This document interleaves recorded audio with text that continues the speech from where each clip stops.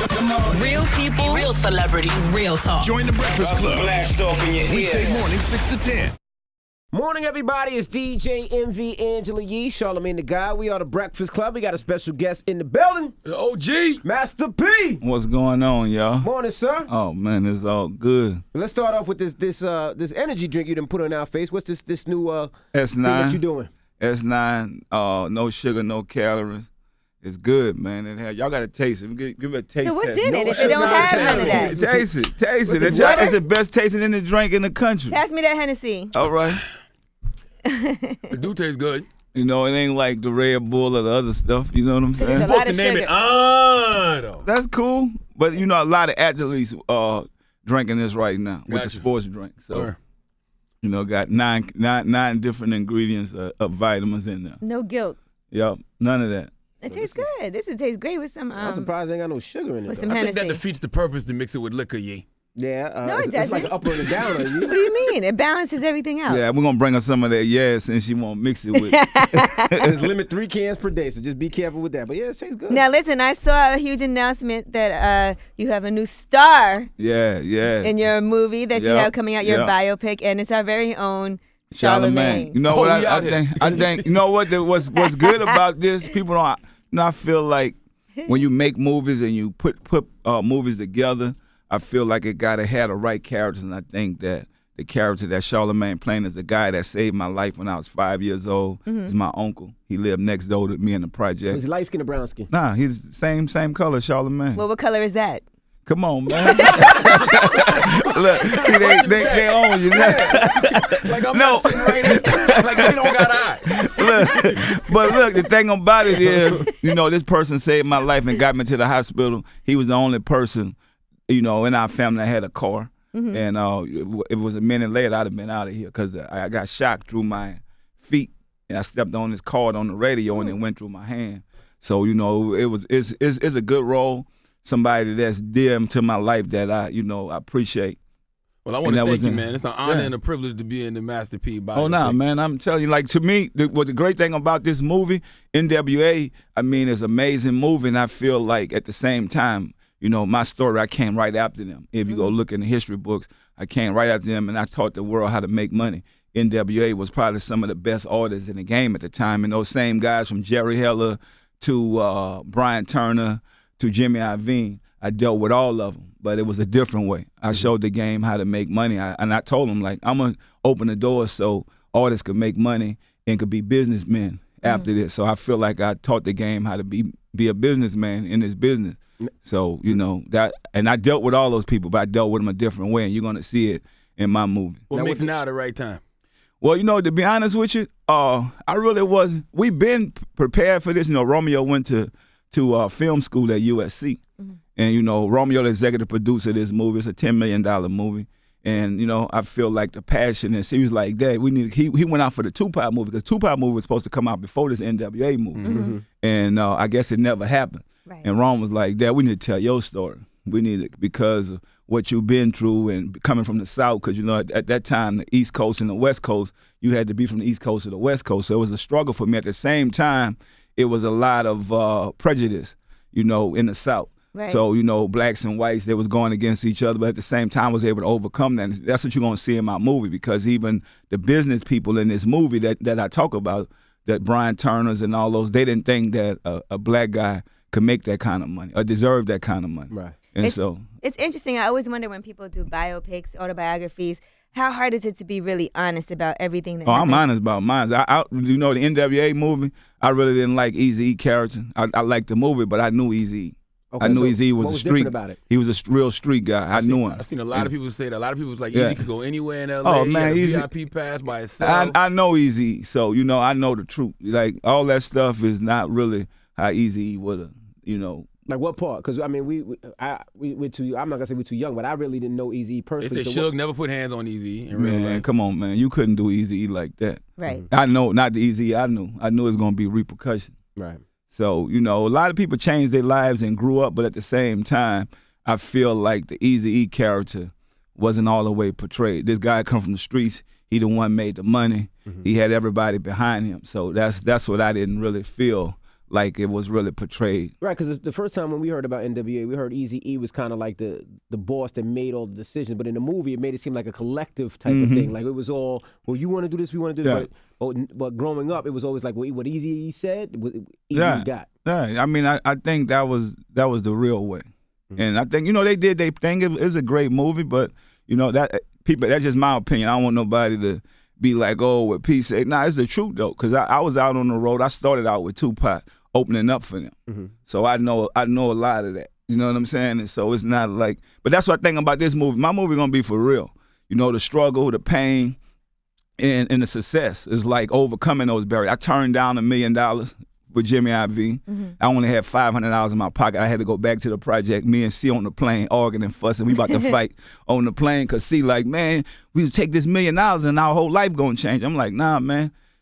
They offered me $1 million, but it's the Michael Jordan deal. You know what I'm saying? I'm signing my life away, signing my name away, and I'm getting nothing. And in the end, it's $1 million, but what about if we sell a lot of records? Right. And I figure like if I'm coming from the project, no insurance, none of these people don't really know me. If they're gonna give me $1 million when I'm really worth, I told C I gotta be worth about 40. Yeah, that's true. That's how I felt. Even though I was broke, I was going. That's how the whole Ice Cream Man thing started. I said I'm going back to go make me some real money. So I only had $500 in my pocket when I turned down $1 million, and I think that's special about my story because I believed in myself, and I didn't just go for the money, which a lot of artists go for the money. My grandfather always taught me things like, don't do nothing while you desperate, and I feel like that was a desperate time. Now let's go back to the the NWA movie, because part of the NWA movie was Snoop Dogg. Yeah. And when Snoop Dogg was on death row, you picked him up. Yeah. Now tell us about that time when you picking up, because at that time Suge Knight was huge and it could have been beef, but you decided to sign him and go that route. What made you sign Snoop Dogg, and was there any problems or any repercussions at all? We don't have repercussions over here. We just do what we do. You know what I'm saying? I mean, I feel like I saved Snoop's life. He went through some things, and I feel like he was the best talent that I knew in the world. I feel like Snoop Dogg, I was always a fan of his. But when I talked to him, he wasn't in a good place. So, Suge was about to sign him with some other label, and I'm like, man, my money don't spend. You know what I'm saying? Let me get that. Right. And so, things happen. I mean, it's going to be in the movie. You'll be able to see it. But, a couple of things happened. When I first got to L.A., I got a call from Suge, probably like everybody, get that call. So I'm like, dawg, you do better talking to me in person. You know what I'm saying? So it's like, man, L.A. ain't big enough for all of us. Puffy was out, a bunch of people. I said, well, I just bought a house. I ain't going nowhere. When you moving? Right.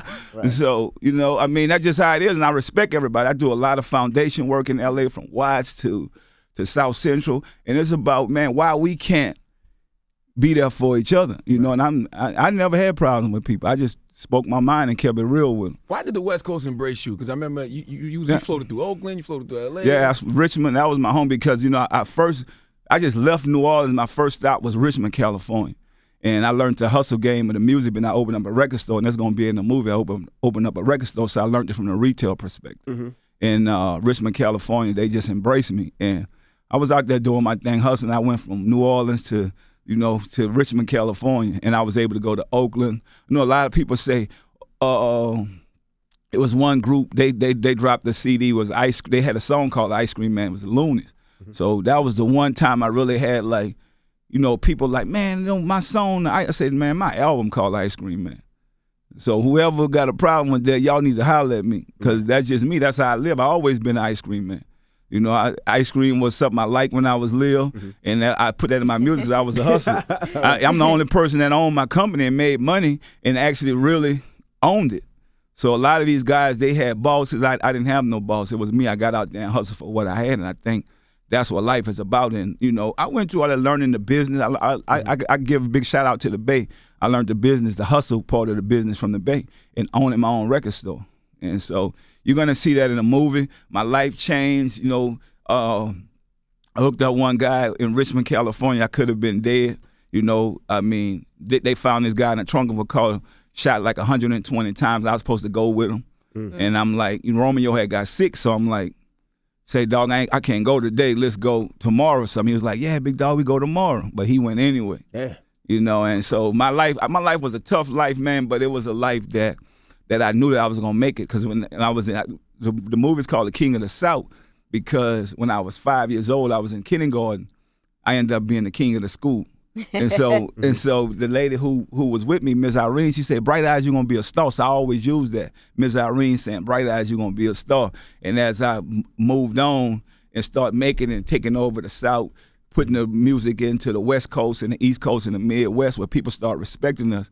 In the Ice Cream Man, you know, I did a distribution deal with Priority with Brian Turner, which was an 80-20 deal, which was never done in the hip hop business, where an artist got 80% and a record company got 20%. Right. So that's the part of the groundbreaking history to where we made money. People, they thought I was probably going to sell like 10,000, 20,000 records, end up going gold at them type of numbers, 19 whatever dollars a CD or a cassette, and then them getting 20% of it. I mean, that was history. How did you even finagle that deal to happen? Like, well, how I did it was I Michael Jackson lawyer. So, you know, I went to school. People don't know I went to school. I went to University of Houston. So I come from the hood, but I went to University of Houston to play basketball. And so business is what I studied over there. And so I just started researching. I went to the library. Who was the highest paid artist? And it was Michael Jackson. He was making 22%. So I said, I want to talk to his lawyer. So I called his lawyer. He said, "Man, you know, it's going to be $25,000 retainer to sit down and talk to me." So I said, "Man, $25,000. I had to go to the, you know. So I went there. Is that gonna be in the movie? It's gonna be in the movie. Okay. So I went there, brought him the money. He started telling me about cash. Yeah, he started telling me, "Yeah, man, you could get a distribution deal, and that'll be 80%, but you're gonna need $200,000 for marketing and promotion money." So I'm like, I was prepared. So when I went to Prod, I already knew. Right. They was like, "You got 200?" I said, "Yeah." I told my boy, "Go get it." He got in the car. Go get it in the car. So you had to bring the cash in? But they was like, "Nah, we don't take that." Oh, gotcha.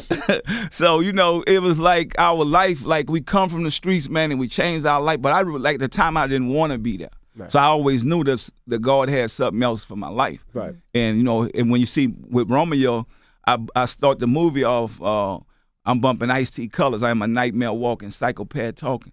I got 2 guns on the side, and I got Romeo sitting in the other seat. And we in the hood in the project. And I could hear my grandmother saying, "Boy, turn that music down. You got that baby in the car with you." And I started thinking, like, man, I don't want to die, like, because my goal was to live to be 19. Right. That was my goal. Damn. And I mean, that's you're an OG at 19 where I'm from. You know, if you survived that, because at the time my project in New Orleans was the murder capital of the world, and I'm the Calliope projects. And so I start saying, I got to do something else. I don't want to die like this in here. So I packed up and went to California. And started. I watched. I didn't even know about starting a record company. So I seen. First thing I hit was Richmond. When I hit Richmond, I seen this Jones and Harris record store. People was lined up. I'm like, what they selling? You know, people just lined up. So I got in there and seen they were selling music, selling records. So I'm like, man, I want to. But it was an older family, and they were selling a lot of older music. So when you get in business, you always look for a problem. And I say, man, I'm gonna put some hip hop. I'm gonna put something for young people. So I went up the street. Like maybe 2 miles up the block, and I asked this white guy, seen an old building, and that's why I never got into the color thing. It don't matter, you know. It was a white guy who helped me, so I seen this old abandoned building. I said, "Sir, how much it is to rent this building?" He said, "Son, if you could fix this building up, you could have this free rent for a year." Wow. And I'm like, man, I'm a country boy. Well, I'm about to go gut this place out. You know what I'm saying? And do what I do. I ended up living in the back of the stove till I got it together, and it ended up being, I went from making no money to $10,000 a month to $10,000 a day. Wow. In that stove. And that's when, you know, but what I was doing was I'll get music overnight. That's when FedEx and UPS was big. So, but the older people, they didn't know how to do that. By me going to college, I'm like, I'm going, whatever music you want, I'm going to get it for you the next day. So I got all the ballers outside, and I got a fixed up car. You know, I got my car on Triple Gold dating. So they like, whose store this is? I'm like 19, 20 years old. And I couldn't even go buy my music from the place. I had to tell them this is my daddy's store. You know, my dad away in New Orleans, but they didn't know that. And the white guy said, "Oh yeah, I talked to your dad last week." Okay, cool, man. Let me get that. And that's how I did it. That's how I built my company. And how was King of the South going to differ from Body Body? Well, King of the South it goes like with my story gonna go is a trilogy like The Godfather. Like my story is a lot because I'm gonna go from the Ice Cream Man to TRU with me, C and Silk, and then the No Limit Empire, signing Snoop and all the stuff we went through that era, taking over the industry. So how it's different is this is a $10 million movie. It's a real movie, and hopefully, you know, the next phase of the distribution part of this, we could turn into a 20 or 30 million, how the NWA movie was. But, you know, we put our own money up for this, to do this movie, and we got some great actors in this movie. Who's playing you? We still looking for that person right Come now. on, Romeo, man. Nah, man. It's like Romeo gonna play one of my cousins or something. But we out searching for. We doing a nationwide casting, and then, you know, my boy Ace B right here. He gonna play his cousin, which was my right hand guy that you know when we was out there living that life. Bruce, you know, he's not here right now, but you know he's gonna play him, and we looking for my right hand man. Buy somebody to play him. So, you know, that's my boy since day one, and we still here doing our thing. I mean, we went from not knowing we was gonna make it to 19 to be able to be here doing what we do is a blessing. Do you have to get approval from everybody that's in it, like your Snoops or your brothers, or do you have to get approval from all that, or you don't have to do that? Nah, this is my story. You know, Yeah, this you is my don't have story. to. This is You my should story. write a Use their book. names. If you're a public person, I don't think you have to. Yeah, this but if my- you lie about it or something, there's a chance you could get sued if okay. somebody says. I don't think P gonna sue himself. Well, no, I'm saying other people in the movie, just like what's happening with the Straight Outta Compton movie. Who getting with sued? Suge, Suge is trying to sue What are you suing for that movie He because said of he the don't like the way he was portrayal. depicted. He said he wasn't like that. He said he was a lot. Like, he's a guy, Defamation. he went to college. He was a friendly Oh. guy. He what? That's what he says. Now, would you rather have an unknown person play you in the movie? Because I know when they did Straight Outta Compton, they said they preferred that so you didn't have these preconceived notions. Yeah, I think a lot of people look at, I would rather somebody unknown to play me so you don't think, oh, this person a comedian, this person a this or that. I'm looking for the right talent. We have a casting call, matter of fact, Friday in New Orleans. We just did one in L.A. this week. So we're going everywhere, North Carolina, South Carolina, Texas, Florida. You know, it's an open casting call. We're doing a nationwide casting call, and I feel like we're going to find somebody and put them with Queen Latifah and Wendell and all these people and Charlamagne. And, you know, we're going to put all this cast together to where people could get it. You know, I like to deal with underdogs, but I also like to have A+ actors. And I've been talking to Tyler Perry people right now trying to get him to direct this movie. So this movie is going to have like a big A+ director with it. And the reason I'm looking at Tyler Perry, because he know the culture in New Orleans. You know the second lines, the Mardi Gras, those type of things. That's what's going to be different about our movie. I mean, even Tyler willing to do something edgy though? Like I can see him like, P, I don't know if we should put that in and put well, that you know in. what the thing about it is with me, I think it's good because he did a lot of, you know, people got to go outside the box. So, you know, I've been talking to his man, Guy Ozzie, and I'm saying, man, I really want Tyler to do this, talk to him. So, you know, they it's in the talk right now. He's talking to him. I think it'll be great for both of us because when you look at it, the type of movies he's been doing, but he know the culture, he know me. I motivated him when back in the days to go out and do it on the film side the way I did it on the music side. So, I mean, Tyler started off from New Orleans. He come from the streets, was homeless, so he understand. He understand because with me and my movie, I started as a young kid. You know, I was a hustler, but I'm starting off carrying a torch. A lot of people don't know nothing about carrying a torch. I'm getting like $75. You got to carry these torches in a parade, and that's how you get your money. You know what I'm saying? So the culture of the world don't know that. And I want somebody to be able to express that. I mean, I feel I'm here for the street side to give what we need, but I want somebody that could paint this story. I want it to be like a Ray, or Poetic Justice, or like a Wolf of Wall Street, because that's what it is. It's about me taking over the music industry on the business side. I know you Tyler have know there's no room for Madea in no. Oh, damn- no. It ain't going to be no. Now, I know you have a lot of stories that you can tell that people have never heard before. Recently, we had Julia Beverly up here. She had written Pimp C's book. Okay. And I know you know what we're going to talk about. And Go ahead, what? She tells a story about you in that book. You said you pistol whip Pimp C. We have a God clip. bless the day. I think we have a Oh, clip. yeah, let's hear it. Master P ran up in his hotel room with 4 people, held him down, pistol whipped him. Pimp C. And, yeah. Master P pistol whip Pimp C. Pimp kind of fell back because he said, well, I kind of started it because I was talking crazy. What sparked that was there was a dispute over like some money or some equipment that was supposed to take place. And Master P had cussed out C's mom on the phone. So Pimp got on stage that night and he said, a limit, and went off. Master P eventually found him and I guess somebody said it was a love whooping. Like he let him know he could be touched. That's damn near incriminating.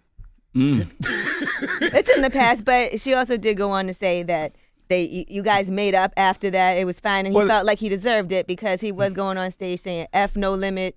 Yeah, That the thing about us, like we don't normally fight nobody or beat nobody, none of that type of stuff. That ain't us. That ain't our character. It's like with Pimp C, he had a lot of talent. I really liked him as a person, but I found out that he called me. He said, "Man, I'm sorry. I was on drugs, and like you just wouldn't." It's just easy. Like to me and Lil J like this. We jam. Like that's my OG.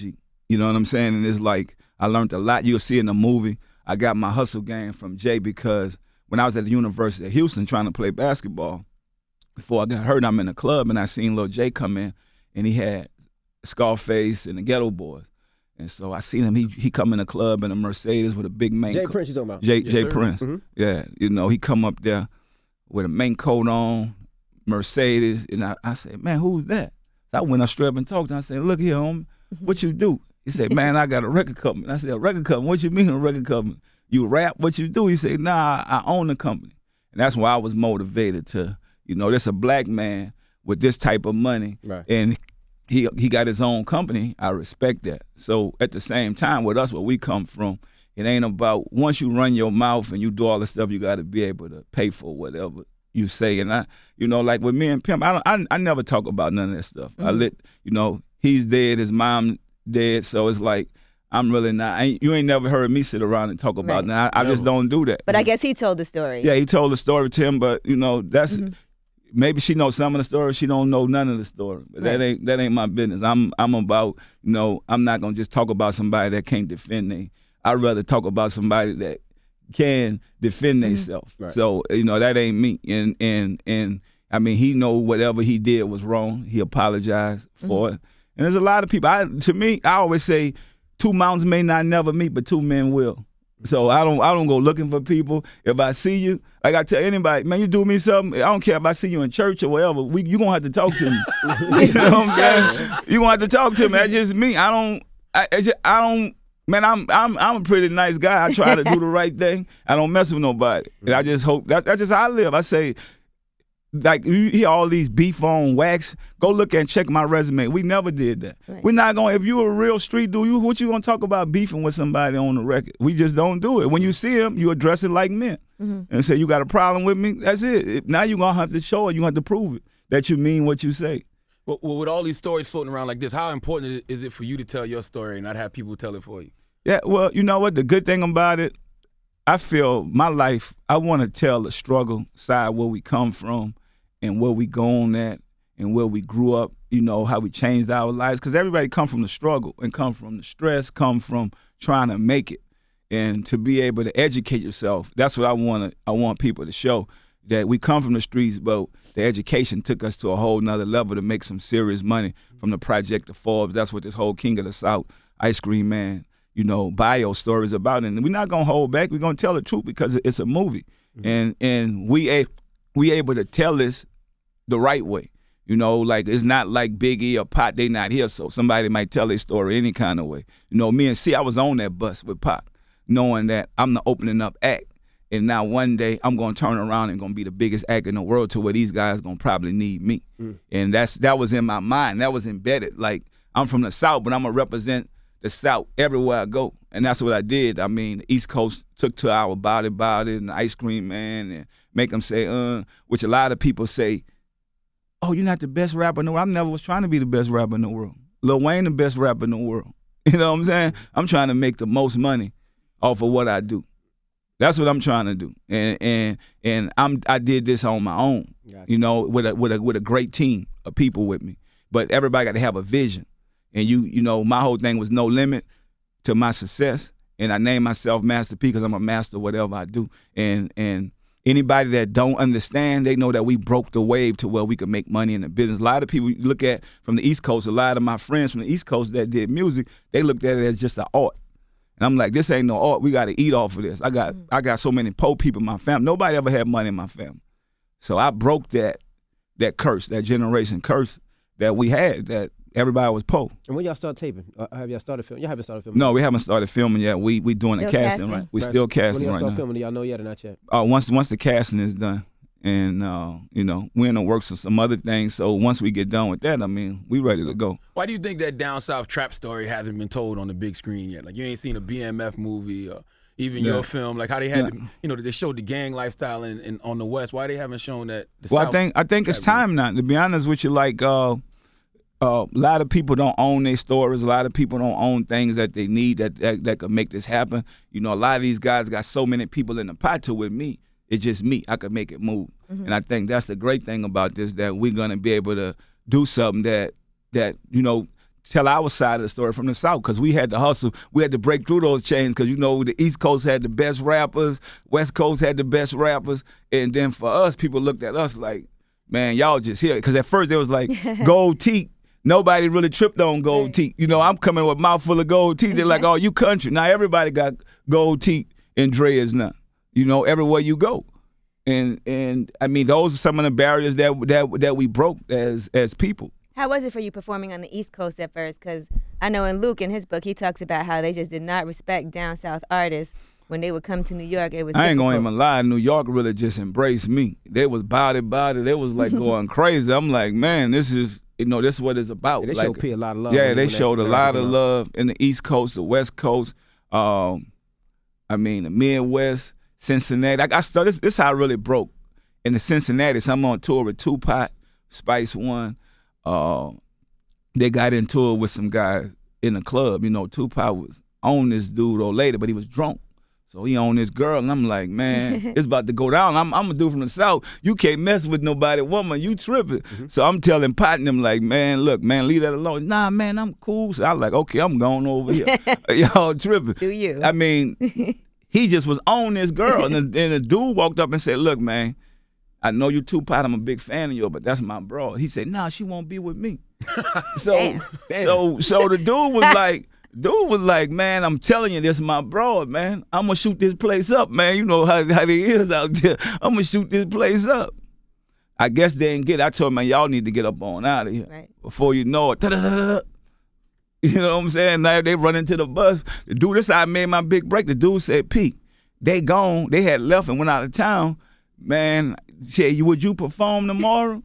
Boy, ain't nobody shooting at me. I be there 2 days. Y'all even do 3 shows, whatever. So thanks to that girl, you. Man, thanks to her. Whatever show, I don't even know her name or whatever. That was my big breakthrough. I did like 3 shows down there. You know what I'm saying? And it opened it up for me. That's great. Now, Uncle Luke, how much of an influence did he have on you? Man, to be honest, Uncle Luke had a lot of influence on me, but it wasn't like Lil J, because Lil J was in Houston. I was close to be able to see him. One time, I'll tell you my story about Luke. Like, I didn't know my first time going to Miami. So they had all these big conventions, rap conventions. So I got all these big buses with the Ice Cream Man rap.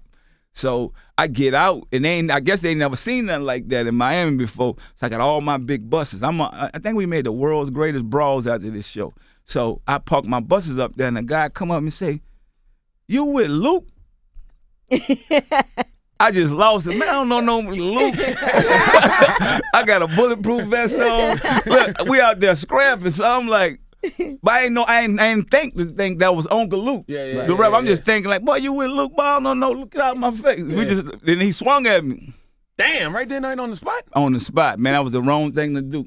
You know what I'm saying? We ate him up out there, right there. and I went to jail. Me and C went to jail. So they got the police saying, why you got this bulletproof vest on and all this stuff? So I'm like, man, they just killed Tupac or whatever. You know me. So I'm like, but that was my uncle. I never really hung out with him, but I always had respect for him because of what he done. He opened the doors. I think, I look at everybody as they got their piece. I feel like I'm the king of the South. I feel like Luke started the whole movement on the end, and I feel like Lil J, the Godfather. You know what I'm saying? But I feel like I'm still like that Tony Montana. You know what I'm saying? So it's like, I think we all got little pieces to what we could bring to this, and I think a lot of their music is influential to me in making those. What I did was, even with what Rap-A-Lot did, I feel like Rap-A-Lot music was slow. I respected them at the time, but I feel like with Lil J, Scarface, the Mind Playing Tricks, and the music was a little slow. By me being from New Orleans, we had that bounce music. Mm-hmm. So that's what I brought to the table. I tell people in business, you always got to find a problem. Right. I found the problem to where I say, I got to speed the music up and make it bounce so they could dance to it in the clubs. And that's what we end up doing. And that's how our music caught on. It caught on in the East Coast and the West Coast because it had a little more beat. Because we was always bouncing down. When you see somebody from New Orleans, they coming in just like that. So, and that's what we brought to the game. You know. Now, when you was here last time, I made the comment about the young lady Mercedes, and you didn't approve of that. And a lot of people online said, "Well, P put her out there like that." And I'm like, "Well, P ain't the same person he was 20 years ago." See, the thing about that, Charlamagne, I looked at even with us with that. Like me, even whatever I did, I'm not even trying to prove them. I'm just saying with us, like it's like we respect. Like if somebody with me, I'm gonna say I ain't gonna let you talk about it. Let nobody talk about nobody else. We are just me. That's the type of person I am. I feel like we just respect all women. And she wasn't here to she wasn't here to defend herself or whatever. So I just think like I'm not worrying about what the people got to say on the thing. Me and you on the same page. It's just respect. I feel like we respect women. We respect. It's like somebody respect my mama. I don't care who you is. You disrespect my mama, I'm gonna disrespect you. You know what I'm saying? And I just feel like when people not there, that's the same thing. You asking about Pimp. I'm not gonna disrespect the man. He not here. You know what I'm saying? Like a lot of stuff was wrong what they done, but they not here. So I feel like I'm just let that go. That's in the past. Right. You know what I'm saying? And even with the women out here, you know, it's like if that's a female around my camp and she been there, we made money together. I'm not gonna disrespect. I'm not gonna let nobody because that's just me. That's my character. Like you know? if I'm not here and y'all talking about me. He probably would let you disrespect me. But that ain't me. That ain't my character. I'm not going. Now, P, you got 9 kids, P? Mm-hmm. Wow. Yeah. I thought I had a lot of kids. P got 9 kids. We got 4. You still working though, Envy? You still working I on gotta catch it? up. I got 5 more to go. Have you been to the Calliope since they, I was there and they were building like the new buildings and everything? Have you been to check it out? Yeah. What you think about all that? They told me you was there. Yeah. You know? She stay in the hood, P. Yo, she do. My people, I got a lot of relatives. Yeah, they definitely came up to me and was like, yeah, everybody's name was No Limit something. Yeah. But think about but that's how you got to look at it. It's like, we still shoot videos. Ace just shot a video back there. I think we the only people that come from the hood that still could do what we do. Because we still, our family still, some of my family, they just ain't gonna leave. You know, I could go take them somewhere else, they just going back to the hood. I was like that at one time. And I found myself getting in trouble because I'm like, every time I come home, I end up right back in the project. You know, and I had to change that. I'm like, man, I gotta use the project as a motivation to show them that look what we could do. We could make it out. We could go buy mansions. We could go buy nice cars. We could buy nice things and come from here. And I think that's basically what it is for me now is doing that is important to show. Because that's what motivated me, seeing somebody could be successful and come from there. Did You see money Lil ever get Wayne? funny with you at all when in your whole career in the music industry? Did you ever get to a point where it was losing and you had to do something to get it back? Oh, yeah, you man. filed for bankruptcy once, right? I never filed for bankruptcy. I to let people tell me what you need to do, and that's what artists need to do. You got to understand financial literacy. And I start studying this stuff. Like I'm not gonna let somebody just take control of my life. Money get funny for everybody. I've been on the streets. I go up and go down. You know, watching the Donald Trump story and seeing. But I never had nobody go borrow $500 million from. You know what I'm saying? And start back over. So I had to get my hustle back on, knowing that okay, I'm not selling no records no more. I got to start. I don't mind. That's life. People go through things, but I had to go get my hustle back on and do what I do, and I did. I took my lick. I got the people from around me that I felt wasn't trustworthy, you know, and I started doing my own thing. I look at a lot of stories to where a lot of these guys have money, and a lot of guys that go down, they have serious money, but they let financial advisors take their life. Even look at a lot of these athletes. A lot of these athletes' lives are controlled by a financial person. You know, we got to cut that off because when you from the hood, you're like, man, I'm down to my last 20 million. What I'm going to do? Man, cut some stuff off and start doing what you got to do. We don't think like that. Right. I looked at the Mike Tyson story. They just kept on paying his bills. With me, I see my money get low. I'm like, man, hold on. Restructure. Exactly. Get rid of you. Let me go handle this. Let me do. Nobody signing no checks. Nobody doing nothing for me. I'm paying my own bill. And your kids make some good money too. Yeah, my kids make beautiful money. Romeo paid for this movie. Good day. You know, that's a real boss. You know, at 24 years old, you come in, I need 10, go ahead on and whoop, whoop. Okay, cool. That's got to be a crazy feeling. That's your child paying for your biopic. And Symphonique made some good money. Yeah, Symphonique made some great money. And it's like, but the good thing about it is something he wanted to do. So I'm like, if you want to do this and you believe in it, then put your money up. That's what I would do. be a real boss. If you believe in something, you got passion. He know, like, I mean, look at the NWA movie. I'm like, I don't know why Dre ain't put up the $29 million. Easily. You gonna get that back. I mean, look what happened. Yeah, they got it back immediately. You see what I'm saying? So we got to start thinking like that. But people go on like, oh, this over for you. You did this. Really? Man, we live in the same mansion we've been living in. You see Lil Wayne has the Louisiana Festival in New Orleans this weekend, too. Yeah, that's going to be a big thing. Mm-hmm. How does the movie end? That's how do you decide how it ends? So the first movie. Does it end? It's a trilogy. It's a trilogy. But the first part, the Ice Cream Man, is going to end. You know, I lose my brother at the end.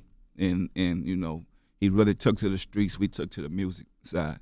And somebody I grew up with my whole life, and I made it, and I couldn't share this with him. You know, that's the part that was more hurtful for me. And you know, in Louisiana, we have second lines and all those type of things for Passovers. We don't cry. So you're going to see, we celebrate that. But, you know, it's a sad thing because it's somebody that you grew up with and you expecting to make it with you. Right. You know, and he was a year younger than me, so I'm thinking he going to surpass me. I'm going to be the first one to go. That's what I'm thinking in my mind, because that's all we know. This is how we live, and we on the streets, and we trying to make it. And you know, I end up selling 500,000 Ice Cream Man records, making a lot of money, and then able to open the doors for the rest of the business. And, you know, I mean, it's life. Like everything, every good thing has some kind of thing that you got to pay for. Gotcha. And I feel like that's something that, I mean, in the movie, you'll see, I got my cousin, this is where Hot Boy come from. You know, he a real, one of those real ones out there. And so at the same time, my senior year of high school, you know, where I go from, I go to Booker T, the school I go to, they really get down. All the youngsters, they about gunplay, they about whatever. So it's like 8 kids that go to school with me. So I want to be like my cousin Hot Boy. He got the fixed up car and all that stuff. So I'm a basketball player. I'm on my way about to go to college, about to make it. But I end up going by him to shoot dice. I got like $2,500 on me. It's a lot of money for back then. Right. My cousin got about 10 or 15 G's on him. He the man. I want to be like him. So I'm doing my thing. As soon as these guys run up on me, they telling my cousin, look, you know what it is. I go to school with these guys. They say, you know what it is. And I'm saying, cuz they for real. They real shooters. You need to run or whatever. So I run up to the top of the hall in the project, and I lay down because I shake the door, so I know they going to shoot up the door. Just me thinking. I lay down. It's dark. They ain't going to come in the hall. I'm like, man, come on. Whatever. So I lay down like I got a gun, but I don't have none. It's in the house. So they shoot the door up. Da-da-da-da. I'm laying down. I can hear them saying, yeah, we got Pete. Whoop, whoop, whoop. By the time I get down, they shot my cousin like 8 times. And so they jump in the car. I took the money and threw it up in the air. That's how I was able to run. He just talking to them like they little boys. He ain't tripping. But they high school students, but this is what they do.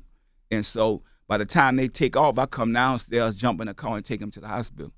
He ended up living. And so we get to the hospital. My first day, we look for these guys for maybe the whole senior year. So I was supposed to be in prison. So by the time my first day I started college, him and another one of my partners catch him and kill all 8 of them. Damn. And so they go to prison, I go to college. Damn. That's in the script? Yeah. Don't tell us no more, Pete. You give us the movie, man. I don't want to say that because it's so innocent, but yeah, Pete, don't tell us no more, Pete. But it's real. You can't, when you see this, is what we've been through, man, and I feel like God had a different plan for me. Right. And I was able to shake through that. And I'm blessed. I'm blessed with my family, but it's real life. It's like what we had to go through at the time. Don't tell us no more, Pete. And final question: when you say trilogy, is it gonna be year after year? We ain't gotta wait 5 years in between every movie, right? We're gonna see, because once something's successful, we gotta wait till it won't be no trilogy if the first one is not successful. You know what I'm saying? So we banking on hopefully, Rome get his 10 back and we go do what we got to do. And hopefully one of these big distributor companies pick it up. Maybe we could turn it into a $20, $30 million movie. You know what I'm saying? And I mean, my whole thing is, too, a lot of my artists is going to play some of those roles. Like main music going to play Soulja Slim. Like I told you, Ace B got an important role. TEC going to probably play C. And, my 2 female artists, Miss Chi, I feel like is one of the top artists around for us female. I feel like I found a real street artist that could represent us she gonna play a important role, maybe Mia or something. And then She Money, I feel like is the hottest youngster that I done found. And then Gangsta and Play B's, I got some nice roles for them in the movie. So we're gonna have those fill-in parts that you can feel a realness, because where they at right now in their life, they still on the streets. Nobody really know about them, but you're gonna get a chance to feel them, and they good at the music at the same time. So I feel like it's a good story. And then I got Eastwood gonna play like the West. I had like Big Ed. I started in Richmond with my homie, rest in peace, Big Ed, and I got Eastwood gonna play that role. So I feel like this is with the Queen Latifahs and Wendell and everybody that we have, with Charlamagne, which I know a lot of people gonna hate first to say, but it's great to. No, I'm telling you what's good about this. Charlamagne did from the entertainment side to this to TV and now the movies. All this is about finding somebody to believe and give you that shot. A lot of guys that I gave shots in movies, they went on to be big stars now. What's the lady that played on the show now? Cheryl Underwood. Cheryl Underwood? Yeah. She was in my first I Got the Hookup movie. Mm-hmm. Oh. You know what I'm saying? Like she was in my the Chinese guy was in what the Chinese guy playing that Hangover. I can't remember his name. He got a sitcom coming. Yeah, he was in his first role was Uncle P in my movie. So we got a lot of people that started out. It's about giving people that first shot to where you get to Hollywood, a big movie like this, $10 million. That's a big budget for even these Hollywood movies. A lot of these Hollywood movies don't come out at $10 million a movie. Some of these movies $3, $4, $5 million, and they end up being big movies. Mm-hmm. So I feel like this movie is serious to us because we're gonna be able to show the culture in New Orleans and how we broke that barrier. Well, we appreciate you joining us today. Thank you again, P. Man, it's really a privilege and an honor to be in a Master P biopic. Thank you, for sure. And you're gonna film it in New Orleans. New Orleans and California. Okay. All right. Well, it's Master P. It's the Breakfast Club. Good morning.